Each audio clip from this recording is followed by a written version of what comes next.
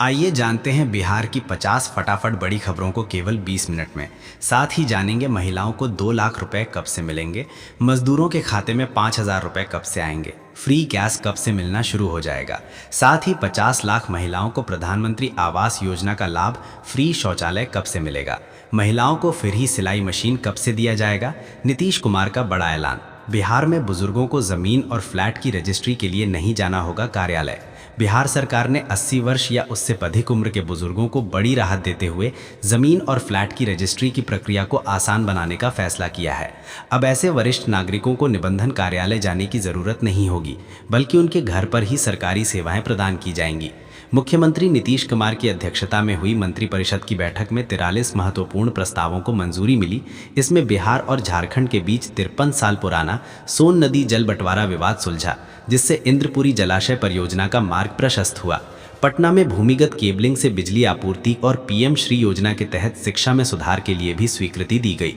कृषि में रोजगार सृजन और अन्य विकास परियोजनाओं पर भी मुहर लगी। बिहार के सरकारी स्कूलों में नए सत्र से तीसरी कक्षा से ही आर्टिफिशियल इंटेलिजेंस एआई की पढ़ाई शुरू होगी। शिक्षा मंत्रालय की गाइडलाइन पर आधारित ये कोर्स आईआईटी चेन्नई के विशेषज्ञों द्वारा तैयार किया जा रहा है। इसका उद्देश्य बच्चों को तकनीक का सिर्फ उपयोगकर्ता नहीं, बल्कि निर्माता बनाना है। शिक्षकों को निष्ठा कार्यक्रम के तहत प्रशिक्षित किया जाएगा, ताकि वे बच्चों को भविष्य की इस महत्वपूर्ण तकनीक से परिचित करा सकें। बिहार के लगभग 2.5 लाख शिक्षकों के लिए अच्छी खबर है। राज्य के सरकारी स्कूलों में तैनात विद्यालय अध्यापक एवं विशिष्ट शिक्षकों को प्रमोशन में सेवा निरंतरता का भी लाभ मिलेगा, यानी कि नियोजित शिक्षक रहने के दौरान उन्होंने जो काम किया उसकी भी गणना प्रोन्नति में की जाएगी। बिहार शिक्षा विभाग के सचिव दिनेश कुमार ने सोमवार को इस संबंध में आदेश भी जारी कर दिया। नियोजित से विशिष्ट शिक्षक बने लोगों को इसका लाभ होगा। बिहार की राजधानी पटना के लोगों को बिजली के खंभों और तारों के जाल से मुक्ति मिलने वाली है। शहर में अब बिजली की सप्लाई अंडरग्राउंड होगी। इसके लिए जमीन के अंदर केबल बिछाई जाएगी। नीतीश कैबिनेट से इस परियोजना को हरी झंडी मिल गई है। मुख्यमंत्री नीतीश कुमार की अध्यक्षता में मंगलवार को हुई राज्य कैबिनेट की बैठक में इस प्रस्ताव पर मुहर लगाई गई। बैठक में कुल 41 एजेंडे पारित हुए। राज ठाकरे ने बीएमसी चुनाव के बीच महाराष्ट्र में हिंदी थोपने के खिलाफ चेतावनी दी और यूपी बिहार के लोगों पर निशाना साधा। उन्होंने मराठी अस्मिता को बचाने के लिए एकजुटता का आह्वान किया। उद्धव ठाकरे ने भाजपा पर नकली हिंदुत्वता आरोप लगाते हुए अपने भाई राज के साथ मतभेद भुलाकर मराठी मानुष के हित में साथ आने की बात कही। बिहार से तेज प्रताप यादव ने राज ठाकरे के बयान की निंदा की है। मकर संक्रांति पर इस बार राजद चीफ लालू यादव दही चूड़ा भोज नहीं देंगे। इसकी जानकारी आरजेडी के प्रदेश अध्यक्ष मंगनी लाल मंडल ने दी। उन्होंने कहा कि लालू यादव की सेहत और मौजूदा स्थिति को देखते हुए ये फैसला लिया गया है। जेजेडी अध्यक्ष तेज प्रताप यादव मंगलवार को डिप्टी सीएम विजय सिन्हा के घर आयोजित दही चूड़ा भोज में पहुंचे। नीतीश सरकार के 2 मंत्रियों ने कहा है कि तेज प्रताप अगर एनडीए में आते हैं तो उनका स्वागत करेंगे। चुनाव खत्म, झगड़ा खत्म। तेज प्रताप का लालू राबड़ी तेजस्वी को दही चूड़ा में न्योता। कात्यायनी संघ खेले। मकर संक्रांति से एक दिन पहले तेज प्रताप ने पूरे परिवार से मुलाकात की, लालू राबड़ी से आशीर्वाद लिया, तेजस्वी से मुलाकात की और भतीजी कात्यायनी को गोद में लिया। इस दौरान उन्होंने दही चूड़ा भोज का पूरे परिवार को न्योता दिया। बिहार के गोपालगंज जिले में आज घूसखोर राजस्व अधिकारी को गिरफ्तार किया गया। जिले में निगरानी की टीम ने बड़ी कार्रवाई करते हुए राजस्व अधिकारी विजय कुमार सिंह को 6,500 रुपये रिश्वत लेते रंगे हाथ पकड़ा। निगरानी की टीम ने बरौली अंचल कार्यालय में छापेमारी की थी। मामला जमीन के दाखिल खारिज से जुड़ा हुआ है। पटना हाईकोर्ट ने जेडीयू नेता शिशुपाल भारती को बॉडीगार्ड उपलब्ध कराने के मामले में बिहार सरकार के रवैये पर कड़ी नाराजगी जताई है। कोर्ट ने 3 सप्ताह के भीतर विस्तृत जवाबी हलफनामा दाखिल करने का निर्देश दिया। याचिकाकर्ता के बड़े भाई की हत्या के बाद उन्हें सुरक्षा मिली थी, जिसे सरकार ने सुरक्षा बलों की कमी बताकर वापस ले लिया, जबकि जान का खतरा अब भी बना हुआ है। पटना में 68 सरकारी शिक्षकों को ई शिक्षा कोष पोर्टल पर फर्जी उपस्थिति दर्ज करते पकड़ा गया है। बिहार विधानसभा चुनाव समाप्त होने के 2 महीने बाद भी वे इलेक्शन मार्क ऑन ड्यूटी दिखा रहे थे। जिला शिक्षा पदाधिकारी साकेत रंजन ने सभी शिक्षकों से 2 दिनों के भीतर स्पष्टीकरण मांगा है। जवाब न देने पर अनुशासनात्मक कार्रवाई की चेतावनी दी गई है। बिहार की राजधानी पटना के अटल पथ पर आज एक भीषण सड़क हादसा हो गया, जहां तेज रफ्तार कार और ऑटो के बीच जोरदार टक्कर हो गई। ये इतनी जबरदस्त थी कि ऑटो बुरी तरह क्षतिग्रस्त हो गया और कार बैर कटिंग तोड़ते हुए दूसरी तरफ आ गई। हादसे में कार और ऑटो सवार सहित कई लोग घायल हो गए। हनुमान जी की मूर्ति की लगातार परिक्रमा कर रहा कुत्ता, लोग हैरान, मंदिर पर लगा तांता। लोगों का कहना है कि प्राचीन सिद्धपीठ मंदिर में हनुमान जी मूर्ति की सुबह सुबह 4 बजे से दोपहर 2 बजे तक एक कुत्ता परिक्रमा करता है। उसके बाद कुत्ता आराम करता है। जब उसको कुछ खाने को दिया जाता है तो वो खाता नहीं है। कुत्ते द्वारा मूर्ति की परिक्रमा का मंगलवार को दूसरा दिन था।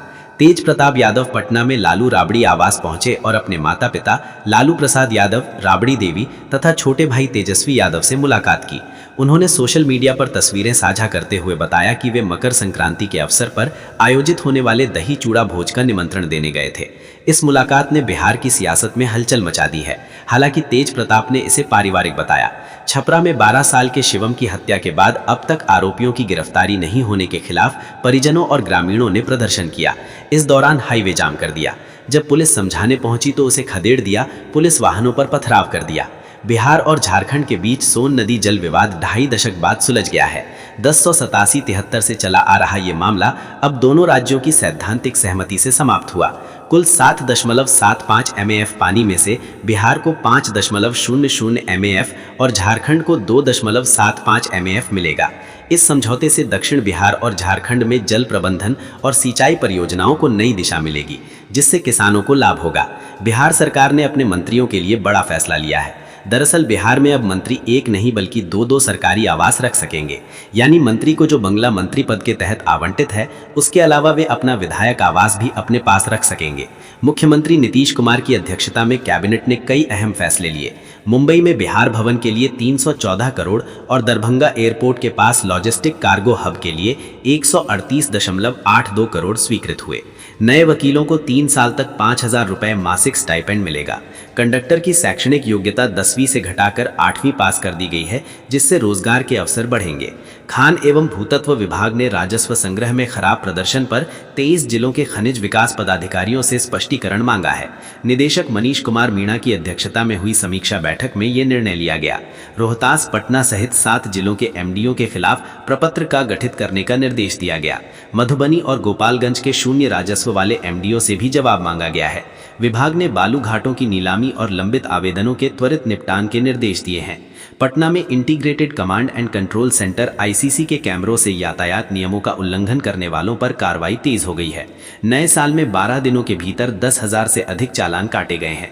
इनमें हेलमेट ना पहनना, गलत दिशा में वाहन चलाना और नो पार्किंग प्रमुख है। ये डिजिटल प्रक्रिया पारदर्शिता सुनिश्चित करती है, जिससे शहर में यातायात व्यवस्था सुधर रही है। IIT पटना में 224, 225, 226 प्लेसमेंट सीजन का पहला चरण संपन्न हुआ। इसमें 90 से अधिक कंपनियों ने 319 विद्यार्थियों को नौकरी के अवसर दिए। 2 छात्रों को 1.17 करोड़ का सालाना पैकेज मिला, जबकि 4 को जापान में अंतर्राष्ट्रीय प्लेसमेंट मिला। बीटेक का औसत पैकेज 25.82 लाख और एमटेक का 16.20 लाख रहा। गूगल, माइक्रोसॉफ्ट जैसी बड़ी कंपनियों ने भर्ती की। सीएम नीतीश कुमार की अध्यक्षता में आज नए साल की पहली कैबिनेट बैठक हुई। इस बैठक में कुल 43 प्रस्तावों पर मुहर लगी। फैसले ऐसे हैं जिनका सीधा असर राजनीति, प्रशासन और युवाओं पर पड़ने वाला है। कैबिनेट बैठक में बड़े पैमाने पर नए पदों के सृजन को मंजूरी दी गई है। अलग अलग विभागों में नए पद बनने से बिहार के युवाओं के लिए सरकारी नौकरी के नए मौके खुलेंगे। सरकार का कहना है कि इससे रोजगार बढ़ेगा और प्रशासनिक कामकाज भी मजबूत होगा। ठंड के कारण सीनान जंक्शन पर ट्रेनों की रफ्तार धीमी हो गई है, जिससे कई ट्रेनें घंटों देरी से चल रही हैं। 1 दर्जन से अधिक गाड़ियां विलंब से पहुंची, जबकि 10 ट्रेनें रद्द कर दी गई। यात्रियों को कड़ाके की ठंड में घंटों इंतजार करना पड़ा, जिससे उन्हें भारी परेशानी का सामना करना पड़ा। मकर संक्रांति के अवसर पर बिहार में राजनीतिक गतिविधियां तेज हो गई हैं। मुख्यमंत्री नीतीश कुमार ने डिप्टी सीएम विजय सिन्हा के आवास पर आयोजित दही चूड़ा भोज में भाग लिया। इस कार्यक्रम में सम्राट चौधरी और दिलीप जायसवाल जैसे वरिष्ठ नेता भी मौजूद थे। राजनीतिक विश्लेषक इसे आगामी चुनावों और गठबंधन समीकरणों की तैयारी के रूप में देख रहे हैं, जहां पारंपरिक उत्सवों का उपयोग सियासी माहौल बनाने के लिए किया जा रहा है। बिहार के परिवहन मंत्री श्रवण कुमार ने बताया कि केंद्र सरकार की ओर से 1.5 लाख रुपए तक की कैशलेस सहायता उपलब्ध कराई जाएगी। इसका लाभ शहरी और ग्रामीण दोनों क्षेत्रों में सड़क हादसों के पीड़ितों को मिलेगा।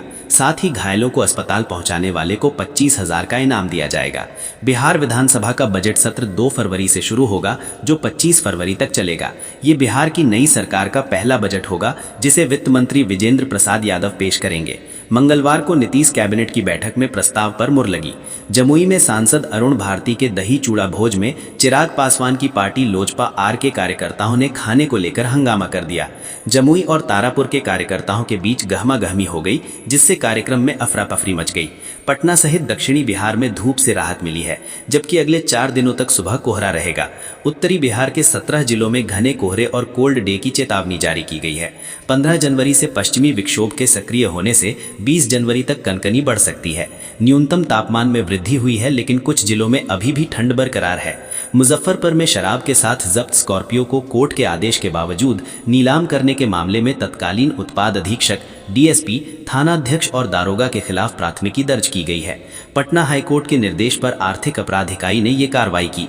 2020 में जब्त गाड़ी को कोर्ट ने छोड़ने का आदेश दिया था, लेकिन मार्च 2023 में उसे नीलाम कर दिया गया। बिहार के जिला परिवहन अधिकारियों को 31 जनवरी तक ड्राइविंग लाइसेंस और वाहन पंजीकरण के लंबित मामलों को शून्य करने का निर्देश दिया गया है। राज्य परिवहन आयुक्त आरिफ अहसन ने विशेषकर 6 माह से अधिक पुराने मामलों को प्राथमिकता से निपटाने और डीलर स्तर पर लंबित मामलों को तुरंत सुलझाने और हेलमेट, सीट बेल्ट जांच तथा सड़क सुरक्षा उपायों पर जोर दिया गया। मौसम में नरमी के बाद पटना के स्कूलों को लेकर जिलाधिकारी डॉक्टर त्यागराजन एसएम ने नए आदेश जारी किए हैं। अब केवल प्री स्कूल और आंगनबाड़ी केंद्रों सहित कक्षा 1 से पहले की सभी कक्षाओं पर 16 जनवरी तक प्रतिबंध रहेगा। कक्षा 1 और उससे ऊपर की कक्षाएं सुबह 9 बजे से संचालित हो सकेंगी, जिससे छात्रों और अभिभावकों को राहत मिली है। पटना हाईकोर्ट ने रोहतास के तत्कालीन डीएफओ प्रद्युम्न गौरव को विभागीय मुख्यालय स्थानांतरित करने का निर्देश दिया है। कोर्ट ने बिना तथ्यों की जांच किए और लंबित याचिकाओं के बावजूद 18 वाहनों की नीलामी के आदेश पर कड़ी नाराजगी जताई। अदालत ने इसे गंभीर रूप से विचलित करने वाली प्रवृत्ति बताया। हालांकि राज्य सरकार ने इस तबादले के आदेश को चुनौती देते हुए हाईकोर्ट में इंट्रा कोर्ट अपील दायर की है। सोमवार को बिहार के 15 शहरों में मध्यम स्तर का वायु प्रदूषण दर्ज किया गया। पटना के गांधी मैदान और वैशाली के हाजीपुर में हवा सबसे अधिक प्रदूषित रही, जबकि आरा और सासाराम की हवा संतोषजनक श्रेणी में थी। मौसम में बदलाव और हवा की गति कम होने से कई शहरों में प्रदूषण बढ़ा। सर्द दिनों में हवा का घनत्व बढ़ने से भी वायु गुणवत्ता प्रभावित हुई। मुख्यमंत्री फेलोशिप योजना के चौथे चरण के आवेदन 16 से 31 जनवरी तक होंगे। आईआईएम बोधगया 121 योग्य फेलो का चयन करेगा, जिन्हें नीति निर्माण और क्रियान्वयन से जोड़ा जाएगा। 2 वर्ष की फेलोशिप में 80,000 से 1,50,000 रुपये मासिक मानदेय मिलेगा। चयनित फेलो को विभिन्न प्रशासनिक कार्यालयों में संबद्ध किया जाएगा, जिससे राज्य के विकास को गति मिलेगी। मुख्यमंत्री प्रतिज्ञा इंटर्नशिप योजना बिहार के युवाओं को रोजगार के लिए तैयार करने हेतु एक महत्वपूर्ण पहल है। बिहार कौशल विकास मिशन द्वारा संचालित ये योजना सरकारी और निजी संस्थानों में व्यावहारिक कार्य अनुभव प्रदान करती है। इसमें 18 से 28 वर्ष के युवाओं को 4,000 से 6,000 रुपये मासिक स्टाइपेंड मिलता है। साथ ही अन्य जिलों या राज्यों में इंटर्नशिप करने पर अतिरिक्त सहायता भी दी जाती है। इसका लक्ष्य अगले 5 वर्षों में 1.05 लाख युवाओं को आत्मनिर्भर बनाना है।